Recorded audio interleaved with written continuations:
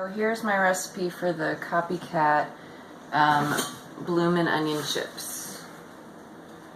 I'm gonna knock some shit over. Alright. So, first thing we're gonna do is go over the ingredient list.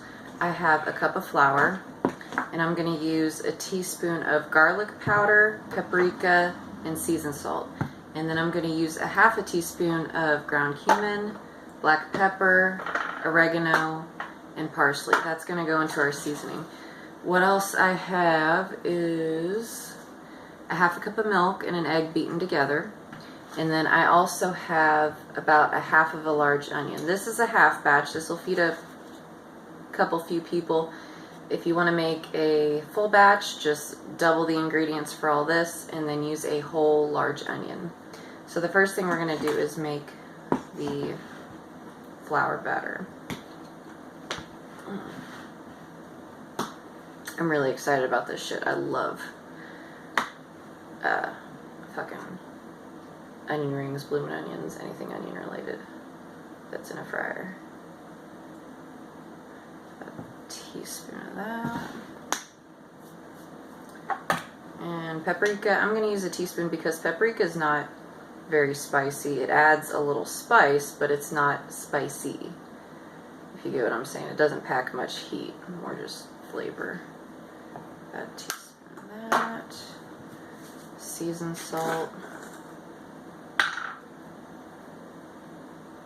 shouldn't pour that in my hand, I should just put it straight in there. That's about a teaspoon, maybe a little bit more. And then again with the cumin, it's pretty pungent, so I'm just going to do half a teaspoon. And then same amount of black pepper.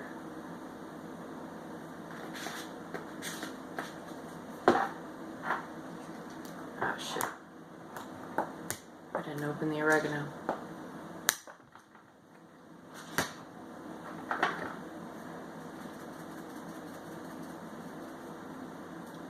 Teaspoon of oregano. Oh, that got up my nose. Oh, that's good. And a half teaspoon of parsley. I like parsley because it just adds a little bit of herbal kick to it, not too much. But I think parsley's got a really nice flavor, so bringing a little Italian into it, not too much. And then we're just gonna stir it together. Make sure all the seasonings are evenly incorporated in there. That looks good. I've already got my egg mixture mixed. The next thing we're going to do is chop up the onion. So what I did was I took an onion, I cut the ends off of it, and then I set it on top of one of the cut ends and cut it in half. Now I'm left with this. So you take this and you want it to stay together, and then you want the taken off ends, you want one facing you, one facing in front of you, and you put it down there, and you just take your knife and you cut about an inch width of little half moons, and they come out like petals.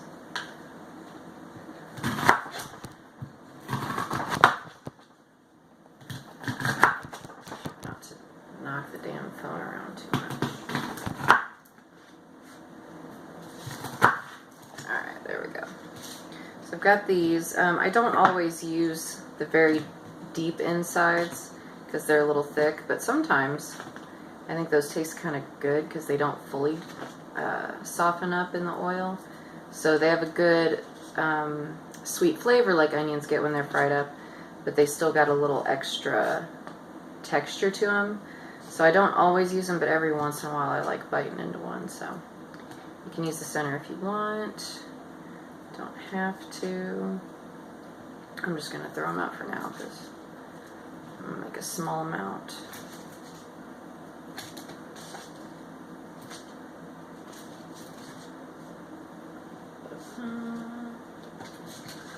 Alright. And we got a bunch of petals.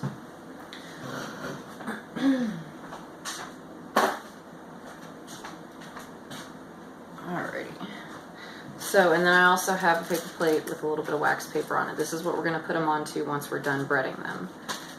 Set up a station.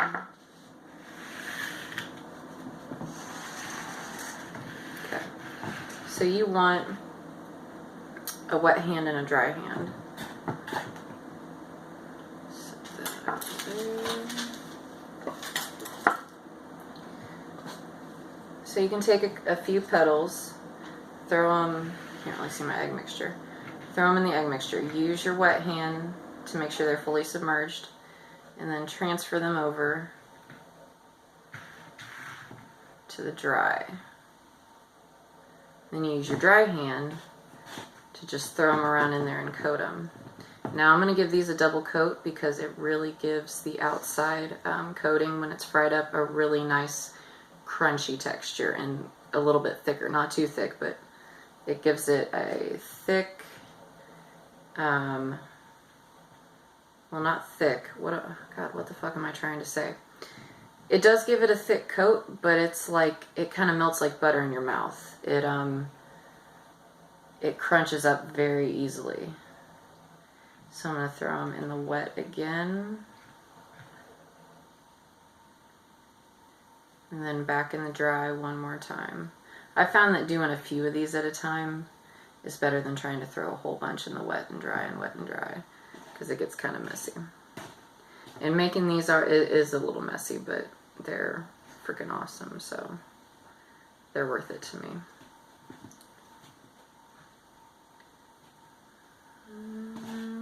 Okay. And then it looks, well, you can't see because the goddamn sun is shining so bright. I'm going to have to close the window. Looks like that. They're going to have a nice thick crust on them. But like I said, biting into that crust is going to be just like a thin, thick, crisp. It's hard to describe. But anyway, I'm going to finish breading these up and then I will show you what we're going to do at the fryer.